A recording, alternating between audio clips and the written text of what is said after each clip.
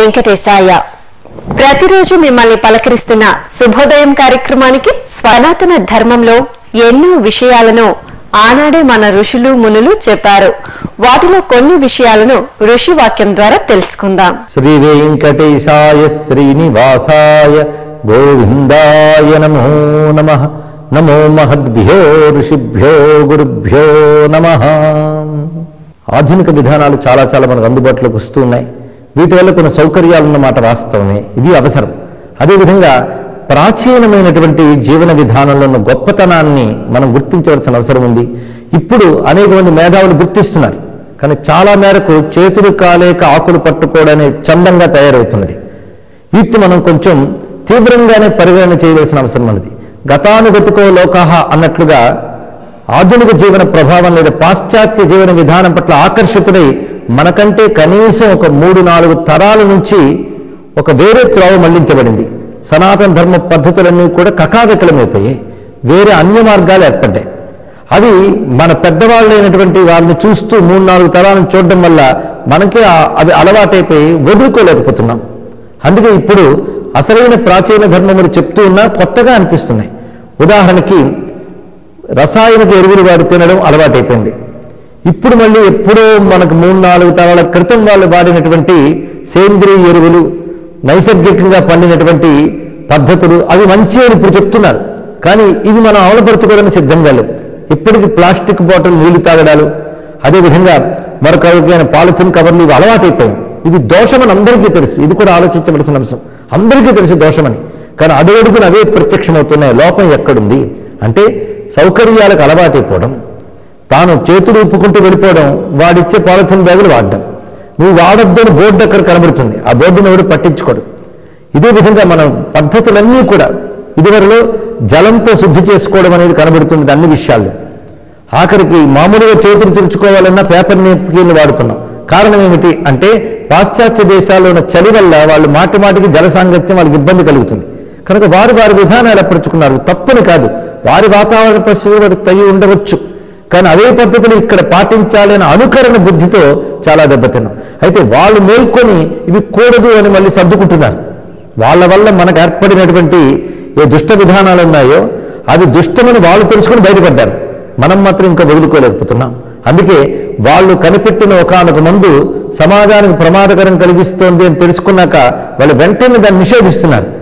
కానీ వాళ్ళ ద్వారా మన దేశానికి అవి రాబడి నిషేధాజ్ఞలున్నా ఇంకా అమ్ముడవుతూనే ఉంటాయి, మనం గమనిస్తున్నాం.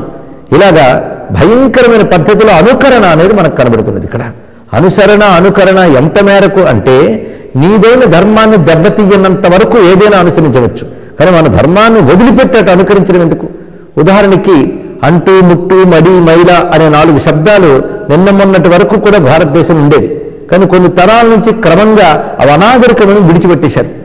కానీ వాటి వల్ల ఎలాంటి దుష్పరిణామాలు ఏర్పడతాయో మన శాస్త్రాలు వర్ణించాయి. ఆ దుష్పరిణామాలు అనుభవిస్తున్నాం. అయినప్పటికీ కూడా తిరిగి మళ్ళీ పునరుద్ధరణ చేసుకోలేకపోతున్నాం. ఎందుకంటే ఒక పద్ధతి ఉండని నాగరికత కానీ పద్ధతి లేకపోవడం నాగరికత ఎలా అవుతున్నది? ఇది తెలుసుకోవాల్సిన అంశం. ఇప్పుడు చెప్పినటువంటి శౌచ నియమాల్లో అంటూ, ముట్టు, మైల మొదలైనటువంటి ఏవైతే ఉన్నాయో అవి ఒక పద్ధతులు. ఆ పద్ధతిని ఏర్పరిచారు అంటే ఎన్నో అధ్యయనం చేసి ఎంతో అనుభవంతో పరిశీలనతో ఏర్పరిచారని అర్థం. పద్ధతే లేదు అంటే వాళ్ళకి అధ్యయనము, విజ్ఞానం మొదలైనవి లేవు అని అర్థం. కనుక పద్ధతి లేకపోవడమే పద్ధతి ఎలా అవుతుంది? పద్ధతి లేని వారు ప్రస్తుతం సంపన్నులుగాను గొప్ప దేశం వారుగాను ఉన్నారని చెప్పి వాళ్ళని ఆరాధిస్తూ అనుకరిస్తూ పద్ధతి లేకపోవడమే పద్ధతిగా చేసుకుని అనేక సదాచారాలను మనం వదులుకున్నాం.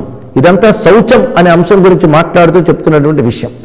అదేవిధంగా ఇక్కడ గమనించవలసినది, ఇతరులు మనకి విధానాలు చూపించినప్పుడు కేవలం ఆకర్షణకి మనం లోనయ్యాం తప్ప వాటిని పరిశీలించి లోనవ్వలేదు. ఇది కూడా తెలుసుకోవాల్సింది. కేవలం అది గొప్పది అని భావించి వెళ్ళిపోయాం, అతను గొప్పదని గ్రహించి వెళ్ళలేదు. రెండింటికి తేడా ఉన్నది. ఎందుకంటే ఆ పడమటితనాన్ని, ఆధునికత అనగానే ఒక ఆకర్షణని, దానిని ప్రేమించడం, దా ప్రభావానికి లోనైపోవడం అనేది జరిగిందే తప్ప వాటిని అర్థం చేసుకుని మనం అనుకరించటం లేదు. ఇది కూడా గమనించవలసినది. అర్థం చేసుకునేది బుద్ధి ఉంటే మనమైన పూర్వాచారాలను కూడా అర్థం చేసుకోగలిగే వాళ్ళం, అందులో ఉన్న గొప్పతనాన్ని తెలుసుకునేవాళ్ళం. కేవలం బద్ధకం చేత వాటిని మనం విడిచిపెడుతున్నాం. ఎందుకంటే అసలు పద్ధతి లేకపోవడంగా బ్రతకడానికి సుఖంగా ఉంటుంది, బద్ధకం దానికి సహకరిస్తుంది. అలా కాకుండా పద్ధతిగా ఉండాలంటేనే చాలా విధానాలు అవసరమవుతాయి. ఇప్పుడు మనం కూర్చుని యోగా నేర్చుకోవడానికి కొన్ని సెంటర్లు చూసుకుని వెళుతున్నాం. కానీ ఒకప్పుడు భారతదేశంలో యోగా నిత్య జీవ విధానం. బ్రాహ్మీ ముహూర్తం లేవడం, ధ్యానం చేయడం, స్నానం చేయడం, ఇది కూడా భారతదేశంలో ప్రధానమైన విధానం. ఇప్పటికీ అనేక దేశాల్లో స్నానం నిత్య విధి కాదు. వాడు ఎప్పుడు బుద్ధి పుట్టినప్పుడు స్నానం చేస్తుంటాడు. కానీ భారతదేశంలో స్నానం నిత్య విధి. అలానే ఇప్పుడు భారతదేశంలో కూడా నిత్య విధిని సక్రమంగా నెరవేర్చేవాళ్ళు లేరు. అంటే ఒక అద్భుతమైన సదాచారం పోగొట్టుకుంటున్నాం. ఆ నిత్య విధి అయిన స్నానం, ఆ తర్వాత భగవద్ధ్యానం, ఒక క్రమ పద్ధతితో కూడిన ఆహార స్వీకారం, అలాగే ఆయుర్వేద వైద్య విధానం, ఇవన్నీ కూడా మనకున్నాయి. ఇటువైపు యోగ శాస్త్రం, ఇంకోవైపు వైద్య విధానం, మరొకవైపు ధర్మశాస్త్రం, మూడు మనకు ప్రధానంగా ఉండేది. యోగ శాస్త్రం మొత్తం మన ప్రాణశక్తిని, శరీరాన్ని ఆరోగ్యంగా ఉంచుతుంది. వైద్య విధానం కూడా దానికే సహకరిస్తుంది. వైద్యం యోగం కలిసే ఉంటాయి. ఇక్కడ తర్వాత ధార్మిక ప్రవర్తన, నీతి, సదాచారము అనేది మానసికమైన నైతికమైన ప్రవర్తనకు సంబంధించింది. అది కూడా వివాహ వ్యవస్థ మొదలైనవి కూడా అలాంటి నియమాలను మనం చూపిస్తుంటాయి. కేవలం ఇతరుల్ని ఆకర్షితులమై అనుకరించడం చేత మనవైన ఎన్నో అద్భుతమైన విషయాలు మనం పోగొట్టుకుంటున్నాం. ఇప్పుడు మళ్ళీ అవి చెప్తూ ఉంటే గ్రహించిన కొద్ది మంది మాత్రమే మిగిలేరు. ఒకప్పుడు ఎక్కువ మంది పాటించేవారు, కొద్ది మంది విడిచిపెట్టేవారు. ఇప్పుడు అతి కొద్ది మంది మాత్రమే సదాచారం అర్థం చేసుకుని పాటిస్తున్నారు, ఎక్కువ మంది విడిచిపెట్టేశారు. అడుగడుగును ఇదే కనిపిస్తుంది. అందుకే ప్రస్తుతం మనం చేయవలసినది మనదైన సనాతన గ్రంథంలో ఉన్న శౌచాది నియమాలు ఇప్పుడు దేశకాల పరిస్థితులకు అనుగుణంగా అతి సామాన్యుడి వద్దకు కూడా తీసుకువెళ్ళాలి. ఇది ప్రధానమైన అంశం. అందుకే పరిసరాలు ఎలా శుభ్రంగా ఉంచుకోవాలి. దీన్ని మన పెద్దలు ఏం చెప్పారంటే, సూర్యోదయ పూర్వమే ఇల్లు గుమ్మాలని కడిగి శుభ్రం చేసి ముగ్గులు పెట్టాలని చెప్పారు. ఇది మనం సామాన్యులైనటువంటి వారి వద్దకు కూడా వెళ్ళి నేర్పాలి. బడుగు వర్గాల వద్దకు కూడా తీసుకెళ్ళి చెప్పాలి, పేదలకు కూడా చెప్పాలి. తర్వాత వస్త్రశుద్ధి, శరీర శుద్ధి, పాత్ర శుద్ధి, ఈ శుద్ధి ప్రక్రియలన్నీ మన శాస్త్రాలు ఉన్నాయి. అవన్నీ వారికి నేర్పాలి. ఇప్పుడు మనం శుభ్రత గురించి, స్వచ్ఛత గురించి వాళ్ళందరికీ జాగృతి కలిగించాలని తాపత్రయపడుతున్నాం. కానీ ఇవి ప్రాచీన పద్ధతులు ఉన్నాయి, మన గ్రంథాల్లో కనబడుతున్నాయి. వాటిని ప్రజలకు బోధించాలి. అందుకే శౌచము, సదాచారము అనేది ఇప్పుడు అత్యంత ముఖ్యమైన అంశములు. అందుకే ఆచారహీనం నపునంతి వేదాహ మొదలైన వాటిల్లో సదాచారము, శౌచము లేనప్పుడు ఎంత వేదాది శాస్త్రములను లాభం లేదు. శుచి దేని వల్ల ఏర్పడుతుందంటే జలం వల్ల, వాయువు వల్ల, సూర్యుని వల్ల, జ్ఞానం వల్ల, తపస్సు వల్ల, ఆహారం వల్ల, అగ్ని వల్ల శుచి ఏర్పడుతుంది అని చెప్పారు. జ్ఞానం తపోగ్నిరాహారో మృన్మనోవార్యుపాంజనం వాయు కర్మార్క కాలవుచ శుద్ధే కర్తృని దేహినాం. గొప్ప విషయం చెప్పారు ఇక్కడ. అంటే జ్ఞానము, తపస్సు కూడా శుద్ధినిస్తుంది, సరైన ఆహారం శుద్ధినిస్తుంది, అలాగే మట్టి, నీరు, వాయువు కూడా శుద్ధినిస్తాయి, సూర్యుడు, కాలం కూడా శుద్ధినిస్తాయని చెప్తున్నారు. ఇవన్నీ లోతైన అంశములు. శుద్ధికారకమైనటువంటివి ఏవో శాస్త్రం చెప్తున్నది. వాటిని మనం అర్థం చేసుకుని అమలుపరిచితే సదాచారం మాత్రమే సరైన జీవితాన్ని ఇస్తుంది అనే అంశం దీన్ని బట్టి తేలుతున్నది. ఇటువంటి ఋషి సంప్రదాయానికి నమస్కరిస్తూ స్వస్తి. పరమాత్మ స్వరూపమైన కాలంలో ఒక్కో మాసానికి ఒక్కో విశిష్టత ఉంది. మనం పుష్యమాసంలో ఉన్నాం కనుక పుష్యమాస వైశిష్ట్యాన్ని కొంత తెలుసుకుందాం. వామనస్యాకృతిం ధృత్వా లోకానాం రక్షకో భవత్ త్రివిక్రమం ప్రణమామీత్యుక్తాం గోదాం నమామ్యహం. ధనుర్మాసం, దానితో పాటు ఈ రోజున చాంద్రమానంలో పుష్యమాసం కూడా ప్రారంభమవుతున్నటువంటి సమయం కనుక ఈ సమయంలో గోదాంబికను మనం స్మరించుకోవడం, ఆ తల్లికి మనం ప్రణమిల్లటం అనేటువంటిది చాలా శ్రేష్టమైనటువంటి విషయం, విశిష్టమైనటువంటి విషయం. ఆ తల్లి రచించినటువంటి 30 పాసురములలో ఆ పాసుర భావాలను వ్యక్తం చేసేటువంటి శ్లోకాలలో ఒక శ్లోకం ఇది. వామనస్యాకృతిం ధృత్వా. గోపకన్యలను ఈ శ్రీకృష్ణ వ్రతాన్ని ఆచరింపచేయటానికి ప్రబోధిస్తున్నటువంటి గోదాంబిక చెప్తున్నటువంటి ఈ పాసుర భావం ఇది. వామనస్య ఆకృతిం ధృత్వా, వామనమూర్తిగా అవతరించి లోకానాం రక్షకో భవతు, సమస్త లోకాలని కూడా రాక్షస పీడ నుంచి రక్షించినటువంటి శ్రీ మహావిష్ణువు. అటువంటి ఆ మహావిష్ణువుని త్రివిక్రమునిగా, అంటే బలిచక్రవర్తి యజ్ఞశాలకు యాచన కోసం వెళ్ళినప్పుడు ఆయన ఒక చిన్న వటువుగా, మరగుజ్జుగా కనబడ్డాడు ఆయన.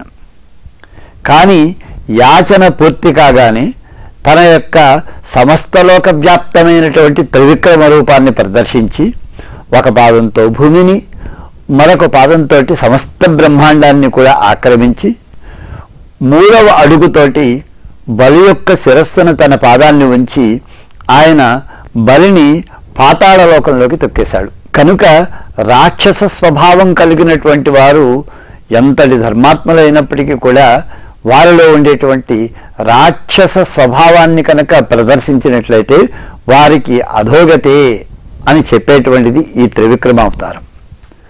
అలాగే సమస్త లోకాలని పరిపాలించేటువంటి సర్వలోకాధినాథుడైనా సరే యాచన చేస్తే ఆయన వామనుడే అని చెప్పడం కోసం వామన అవతారం. ఇటువంటి దివ్యమైనటువంటి వామన త్రివిక్రమ రూపాలను ధరించినటువంటి శ్రీహరిని మనం సేవిద్దాం రమ్మని పిలుస్తున్నటువంటి ఆ గోదాంబికకు నమస్కారము అని ఈ శ్లోక భావన మనం ఈ ధనుర్మాసంలో ఈ పవిత్రమైన పుష్యమాసంలో పఠించుకోదగినటువంటి శ్లోకాలలో ఇది ఒకటి. పుష్యమాసంలో ఒక్కో తిథిలో ఒక్కో విశిష్టత దాగి ఉంది. మరి ఈ రోజు తిథిలో దాగి ఉన్న విశిష్టతను తెలుసుకుందాం. ఈరోజు డిసెంబర్ 19వ తేదీ చాంద్రమాన హేమలంబినామ సంవత్సర దక్షిణాయన హేమంతర్తువులో 2వది అయినటువంటి పుష్యమాసం, శుక్లపక్షంలో తొలి తిథి అయినటువంటి ప్రతిపత్త తిథి, దీన్నే పాడ్యమి అని మనం వ్యవహరిస్తూ ఉంటాము. మంగళవారం, మూలా నక్షత్రం. ఇక్కడ మనకు కొన్ని విశేషాలున్నాయి. సూర్యోదయ వేళకు ప్రతిపత్తిథి ఉన్నప్పటికీ కూడా సాయంకాలం మనకు ద్వితీయ తిథి అంటే విధియ వస్తున్నది కనుక ప్రతి మాసపు తొలి రోజున మనం చేసుకునేటువంటి చంద్ర దర్శనం, చంద్ర సమర్చనం ఇవన్నీ కూడా ఈ విధియను నిమిత్తంగా చేసుకునేటువంటి చంద్ర దర్శనాన్ని మనం ఈ రోజునే చేసుకోవాలి. కనుక చంద్రోదయ చంద్ర సమర్చనాదులన్నీ కూడా ఈ సాయంకాలమే మనం చేసుకోవాలి అనేటువంటిది ఒక నియమం అన్నమాట. అలాగే ధనుర్మాసం కనుక ధనుర్మాస పూజాదులు, ధనుర్మాస వ్రత ఆచరణాదులు కూడా మనం ఈ రోజున జరుపుకోవచ్చు. ఇవి ఈనాటి తిథి, వార, నక్షత్రాదులకు సంబంధించినటువంటి కొన్ని విశేషాలు.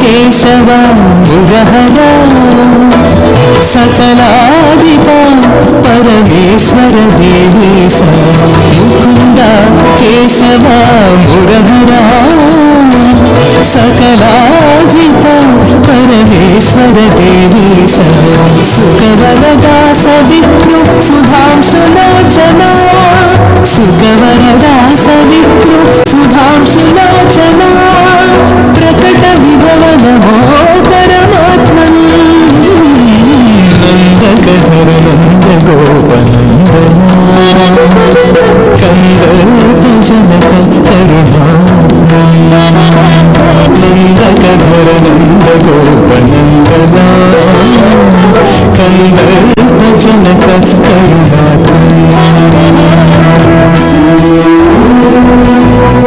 ఈనాటి శుభోదయం కార్యక్రమం మిమ్మల్ని అలరించిందని ఆశిస్తూ రేపటి శుభోదయం కార్యక్రమంలో కలుసుకుందాం.